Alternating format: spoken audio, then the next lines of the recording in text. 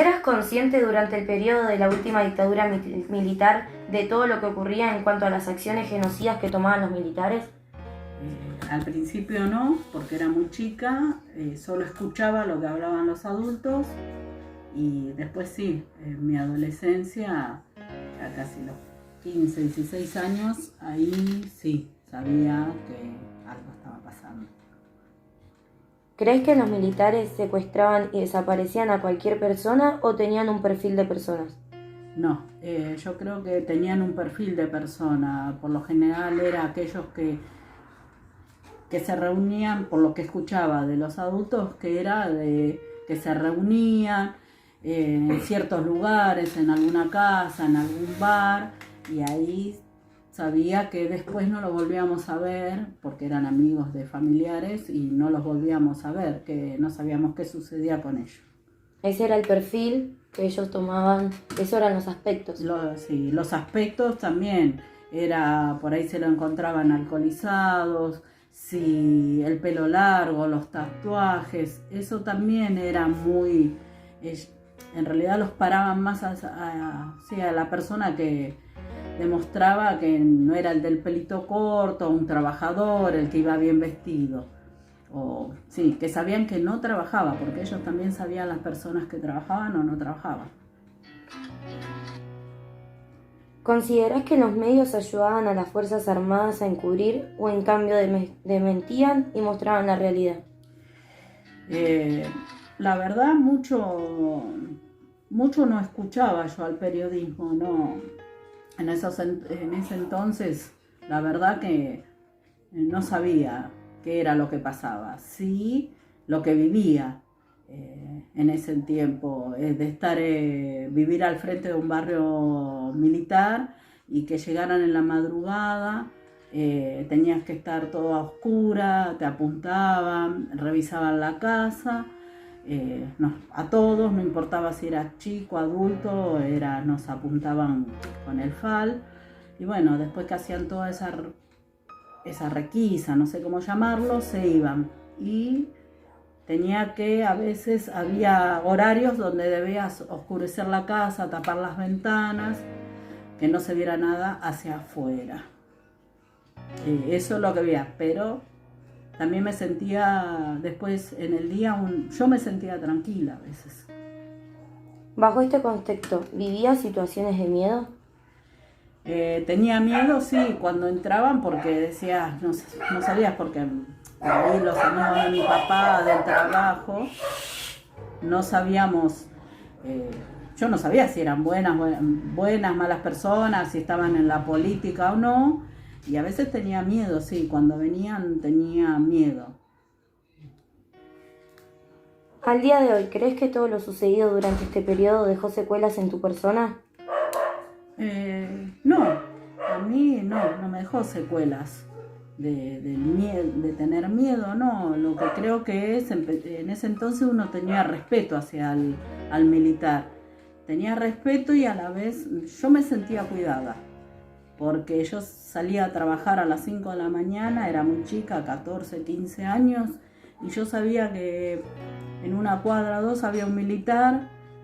Me iba muy tranquila a trabajar, sabía que cuando sí paraban los colectivos, subían, pedían documento, a veces algunos se lo llevaban, pero a mí por suerte nunca. Entregué mi documento y bueno, listos, ¿a dónde va? Decía que iba a trabajar a tal lado, y la verdad que yo me sentía tranquila porque salía y me veía como que estaba cuidada en ese entonces. ¿En esos tiempos se podía hablar de lo que pasaba? Públicamente no. Lo hablabas en tu círculo, por ahí con un amigo muy allegado, no con todos, porque existía la desconfianza. Vos no sabías si te estaba interrogando, porque se decía que algunos los mandaban para que investiguen. Con un familiar muy allegado por ahí se podía hablar, pero si no, no lo hablabas, no tocabas esos temas.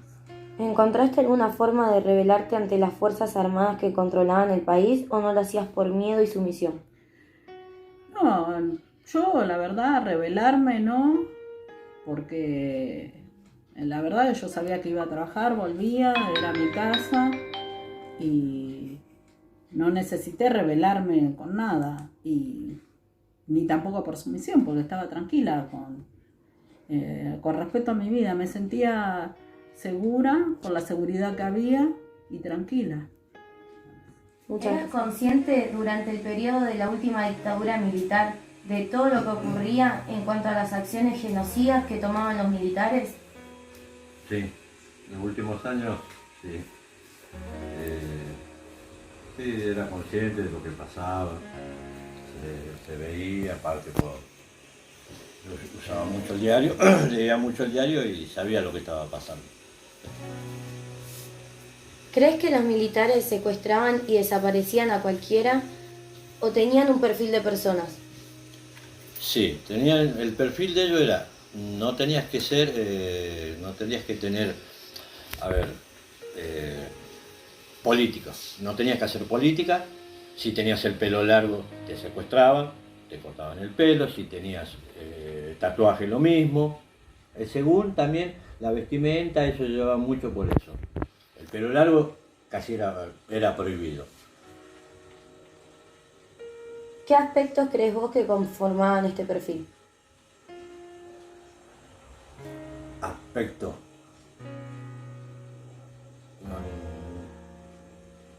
Es en sí lo que habías respondido como lo del pelo largo, todo esto, los aspectos eran esos en sí. Ah, sí, en realidad eran eso.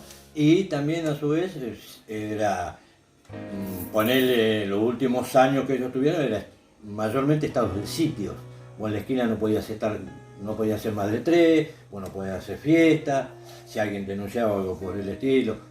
Ellos andaban, siempre andaban recorriendo, acá por lo menos en San Martín, en el barrio, andaban recorriendo, andaban ellos con los camiones. Sí. Si te encontraban una o dos veces, la primera vez no, pero la segunda vez te llevaban. ¿Considerás que los medios ayudaban a las Fuerzas Armadas a encubrir o en cambio desmentían y mostraban la realidad? A ver, yo creo que el periodismo le pasaba lo mismo que a la gente. Algunos decían la verdad, otros lo escondían por miedo, por muchas cosas. Los militares en ese sentido eran terribles. Muchas veces pasaba de que no se metían por el miedo que le pase algo. Bajo este contexto, ¿vivías situaciones de miedo? Sí, vivía. Vivía situaciones de miedo, porque por ahí te detenían porque no tenías documento, la policía o ellos te llevaban, no sabías a dónde te llevaban, ni hablar si tenías antecedentes. Yo andaba tranquilo porque yo no tenía antecedentes, pero si tenías antecedentes no sabías si volvías. Ellos te levantaban, no les interesaba nada, ya te digo, eran 4 o 5, y más si estabas tomado, si estabas un poco borracho, te levantaban y te llevaban. No sabías si volvías. Eso era el miedo, ¿sí? Vivías con miedo. Al día de hoy, ¿crees que todo lo sucedido durante este periodo dejó secuelas en tu persona? No, en realidad no porque yo no, digamos, he visto eso, pero no tuve familiar o allegado que le haya pasado eso, no me dejó secuelas. ¿En esos tiempos se podía hablar de lo que pasaba? No, imposible, no podías hablar, no podías hablar. Podías comentarlo con tu familia o algo, pero si había alguien desconocido, no porque se pensaban que hacías política, y ahí a donde ellos iban. Si vos hablabas de ellos es como que hacías política, y ahí es donde ellos te buscaban. Ese era el punto de ellos. ¿Encontraste alguna forma de rebelarte ante las Fuerzas Armadas que controlaban el país o no lo hacías por miedo y sumisión? No me rebelaba porque en realidad conscientemente me sentía tranquilo con ellos. En el sentido de que como yo no andaba en nada más, yo trabajaba de chico, trabajé y me sentía seguro. Yo trabajaba lejos, caminaba muchas cuadras y no pasaba nada. Me sentía seguro en ese sentido. No me rebelaba por ese motivo, ya te digo. No me rebelaba porque nunca me pasó nada. Yo no viví lo que vivió la gente que le han matado padres, que sea tío, amigos, yo no viví eso. Por eso En ese sentido no, nada que ver, no. Bueno, muchas gracias.